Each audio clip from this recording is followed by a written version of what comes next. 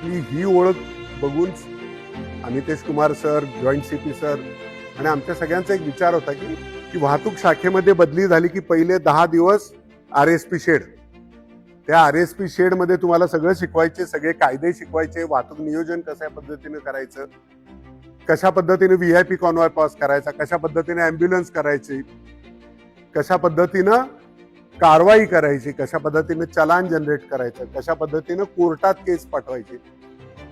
तुम्हाला माहिती आहे पुण्यातले नागरिकांना वाहतूक समस्येतून जात असताना त्यांना सुद्धा ताणतणाव येतो का हो? येतो, हे मान्य आहे तुम्हाला त्यांना ताण. सो हे ताणतणाव झालेल्या लोकांना मग तुम्ही थांबवता आणि त्यांना तुम्ही मार्गदर्शन करता, दंड करता, कारवाई करता. तर आधीच तणावग्रस्त आहे आणि त्याला तुम्ही अजून तणाव देता आणि त्याला अजून तणाव दिला की काय होतं की मग तिथे वाद होतात ना. तर त्याच्यामुळं ताण तणाव कसा कमी ठेवायचा हे आपण जर शिकलो तर पहिल्यांदा आपला अप्रोच चांगला होऊ शकतो. उलट्या दिशेनं ट्रिपल सीट येणारा माणूस आणि एखादा माणूस चुकून सिग्नल ऑरेंज झाला आणि पुढे येऊन थांबला आणि सॉरी सर मी मागं जातो असं म्हणून म्हणला, यात कुणाला कारवाई करायला पाहिजे? बरोबर आहे ना. तो भेदभाव करायला शिकलं पाहिजे थोडस कायद्यानं आणि रॅशनली. चुकून एखादा माणूस आहे तो म्हणला सॉरी साहेब मी मागं जातो, चाल तू नियम तोडला ना आता तुझ्या पावतीत, हे योग्य आहे का?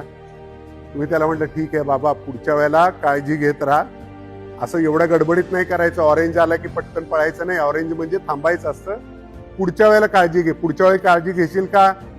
तो म्हणला घेतो साहेब काळजी, चूक झाली, तर त्याला दंड केला तर फायदा होईल का? पण ही ट्रिपल सीट उलट्या दिशेने येतो, चौकाच्या मध्ये सिग्नल तोडून जातो, त्याला कारवाई केली तर काय होतं? इतर लोकांवरती चांगला प्रभाव पडतो. हे वाहतूक पोलीस बरोबर कारवाई करतात. हे आगाव पोरांच्यावर कारवाई झाली पाहिजे. आपल्या खराडेनं ते बुलेटच्या संदर्भात एक व्हिडिओ केला, लोकांना खूप आवडला. बघितलं ना कसे बुलेटचे काय सायलेन्सर करून त्यातनं आग बाहेर उठताना गाड्या दिसतात.